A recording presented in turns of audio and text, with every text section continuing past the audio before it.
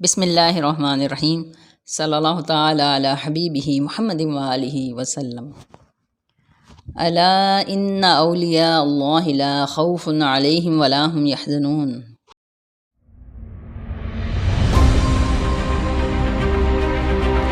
مملکت پاکستان بابرکت رات یعنی 27 رمضان المبارک کو دنیا کے نقشے پر ظاہر ہوا۔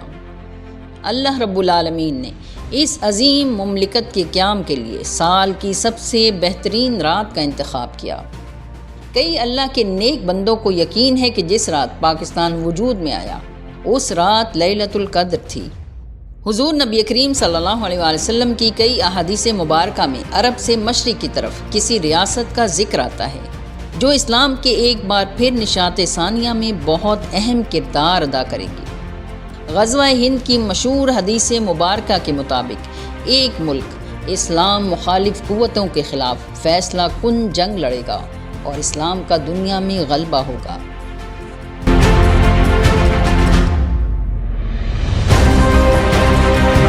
ایک روایت میں ہے کہ اللہ کے رسول صلی اللہ علیہ وسلم نے مشرق کی طرف اشارہ کر کے فرمایا کہ میرا دین پوری دنیا میں کمزور ہوگا تو وہاں سے اٹھے گا۔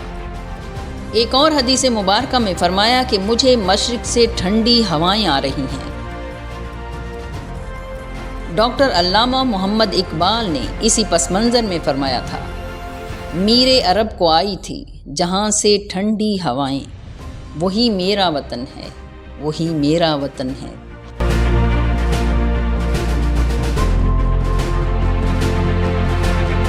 اگر دین اسلام کی 1400 سالہ تاریخ پر نظر ڈالیں تو معلوم ہوگا کہ مدینہ منورہ کے بعد پاکستان دوسری ریاست ہے جو اسلام کے نام پر وجود میں آئی۔ مدینہ کو پہلے مدینۃ النبی اور بعد میں مدینہ طیبہ کہا جانے لگا، جس کا مطلب ہے پاک لوگوں کے رہنے کی جگہ، اور پاکستان کا مطلب بھی یہی ہے۔ مشہور ایرانی صوفی بزرگ نعمت اللہ شاہ ولی، جن کا اصل نام نور الدین تھا اور آپ کا سلسلہ نسب حضرت امام محمد باقر علیہ السلام سے جا ملتا تھا، آج سے تقریباً 850 سال قبل صوفی با کمال حضرت نعمت اللہ شاہ ولی نے اپنے ایک مشہور و معروف قصیدے میں آنے والے حوادث کی پیش گوئی اپنے فارسی اشعار میں کی تھی، جو آج تک حرف بحرف صحیح ثابت ہوتی چلی آ رہی ہے۔ صرف ہندوستان ہی نہیں بلکہ حضرت نعمت اللہ شاہ ولی تمام حجابات سے پردہ اٹھاتے ہوئے اس کرۂ ارض پر تا قیامت نمودار ہونے والے تمام بڑے واقعات و حوادث کو اپنے قصیدے میں بیان کرتے ہیں۔ پاکستان کے قیام اور اس ریاست سے اللہ رب العالمین نے جو کام لینے ہیں ان کے بارے میں اپنے اشعار میں بیان کیا ہے۔ قیام پاکستان سے پہلے نعمت اللہ شاہ ولی نے فرمایا تھا کہ عیسائی تمام ملک پر قبضہ کر لیں گے، 100 سال تک ان کا حکم ہندوستان پر چلتا رہے گا، یعنی انگریزوں کی حکومت صرف 1 صدی تک قائم رہے گی۔ حضرت نعمت اللہ شاہ ولی صاحب کے شعر پر لارڈ کرزن نے پابندی لگوا دی تھی۔ اس کے بعد پاکستان کے قیام کے متعلق فرمایا، ہندوستان 2 حصوں میں تقسیم ہو جائے گا اور بہت زیادہ شورش اور خون خرابہ ہوگا۔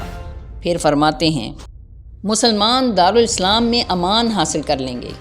مہاجرین کی طرف اشارہ ہے جنہوں نے ظلم و ستم سہنے کے بعد پاکستان آ کر امان پائی۔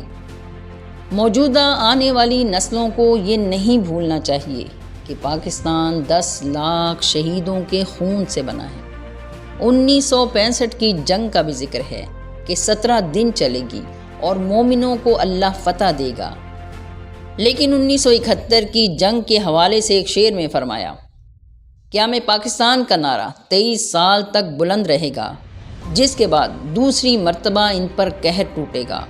پاکستان اسلام کے نام پر بنا تھا، لیکن ٹھیک 23 سال بعد سازشیوں نے اس میں لسانیت کا زہر گھول دیا اور بنگالی کا نعرہ بلند کیا گیا، تب بنگلہ دیش ہم سے الگ ہوا۔ پاکستان کے ساتھ ایک اور عجیب و غریب معاملہ ہے کہ اس ملک کو نقصان پہنچانے والوں کو اللہ رب العالمین زمین میں ہی نشان عبرت بنا دیتا ہے۔ مثلاً سقوط ڈھاکہ کے ذمہ دار سارے کردار جنہوں نے پاکستان کو توڑا تھا، اللہ نے ان کو ان کے خاندانوں سمیت مٹا دیا۔ دنیا بھر میں اس وقت عالم اسلام کے خلاف مختلف ہتھ کنڈوں کے ذریعے ایک جنگ جاری ہے، جس میں خوارج کے ذریعے اسلامی ملکوں کو بہت تیزی سے تباہ کیا جا رہا ہے، اور پاکستان وہ واحد ملک ہے جہاں اس جنگ میں عالمی قوتوں کو شکست ہوئی ہے اور خوارج کو عملی اور نظریاتی دونوں محاذوں پر پسپائی مقدر بنی ہے۔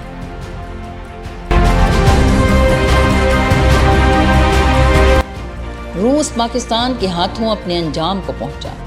امریکی جنگی ماہرین کے مطابق امریکہ کی افغانستان میں ناکامی کی وجہ پاکستان ہے۔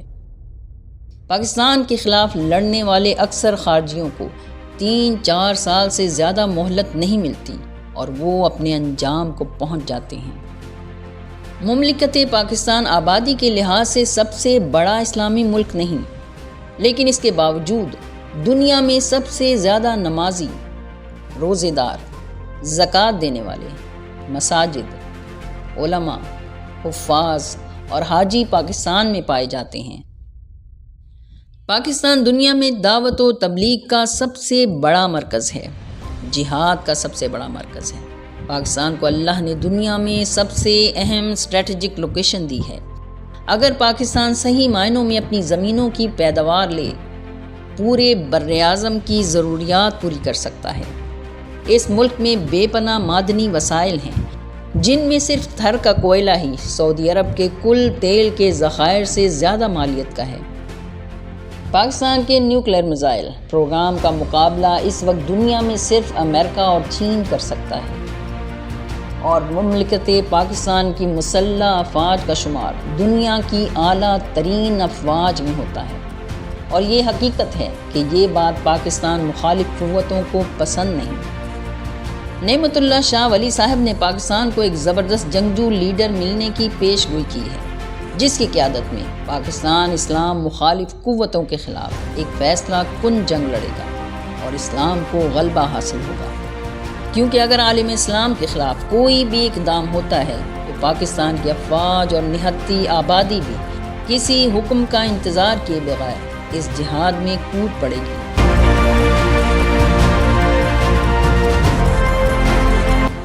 یہ پیش گوئی غزوہ ہند والی حدیث مبارکہ میں بھی ہے، اور حضرت نعمت اللہ شاہ ولی نے بھی یہی بات کی ہے، اور جس عظیم فوج کا حضور پاک صلی اللہ علیہ وسلم نے ذکر کیا ہے وہ پاک فوج ہی ہے۔ اب نعمت اللہ شاہ ولی صاحب کی پیش گوئیوں کے حوالے سے ایک چھوٹا سا واقعہ سناتے ہیں۔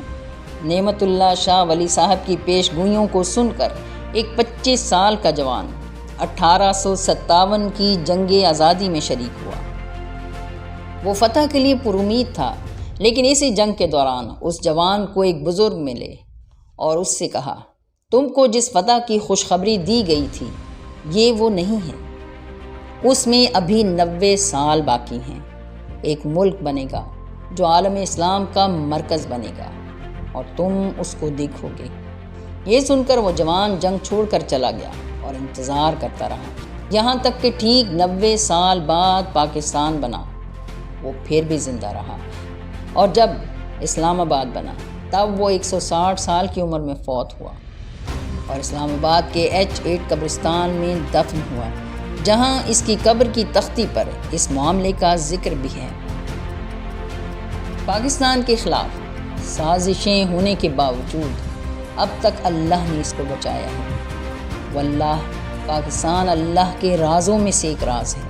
یہ محض زمین کا ایک ٹکڑا نہیں بلکہ ایک مقدس امانت ہے، اور جو شخص اس امانت میں خیانت کرے گا وہ اللہ کی پکڑ سے نہیں بچ پائے گا۔